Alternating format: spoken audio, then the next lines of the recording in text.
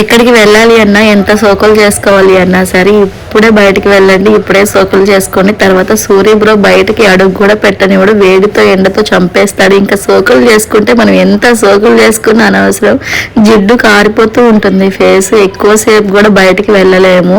ఇంకా ఈ రోజు వీక్ ఆఫ్ తీసుకున్నాను కదా, హస్బెండ్ నేను కలిసి అయితే బయటికి వెళ్ళాము. ఫస్ట్ అయితే మేము లవ్ చేసుకుంటున్నప్పుడు ఎక్కడైతే బాగా కలిసే వాళ్ళమో ఆ ప్లేస్కి అయితే వెళ్ళి కొన్ని ఫొటోస్ అయితే దిగాము.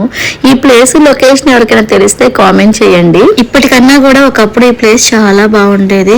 నైట్ టైం అయితే పిల్లలు స్కేటింగ్ అవి కూడా నేర్చుకోవడానికి ఇక్కడికి వచ్చేవాళ్ళు. ఇప్పుడు అసలు మెయింటెనెన్స్ లేదు, అంతగా రోడ్లు అయితే బాగాలేదు, లారీలో వెళ్ళి రోడ్లు అయితే చాలా పాడైపోయి. లొకేషన్ అయితే చాలా బాగుంది. చాలా డేస్ తర్వాతే వచ్చాము, డేస్ అనే కాదు మంత్స్ తర్వాత వచ్చినట్టు లెక్క అనమాట. చాలా మంత్స్ తర్వాత వచ్చాము. ఇంకా ఫొటోస్ దిగి చాలా టైర్డ్ అయిపోయాం. తాగడానికి కూడా ఇక్కడ దగ్గరలో షాప్స్ ఏమీ లేవు, తెచ్చుకున్న వాటర్ ఏమో వేడికి బాగా వేడిగా అయిపోయాయి. ఇంకా సెంటర్కి వెళ్ళేసి కావాల్సినవి తీసుకున్నాము. మా హస్బెండ్ కోసం అయితే థమ్స్అప్ తీసుకున్నాను.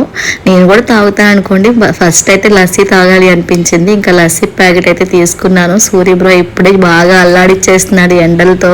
అంతేలేండి, మనుషులం కదా, దేనికి తట్టుకోలేము, ఎండలకి తట్టుకోలేము, వానలకి తట్టుకోలేము, చలికి తట్టుకోలేము.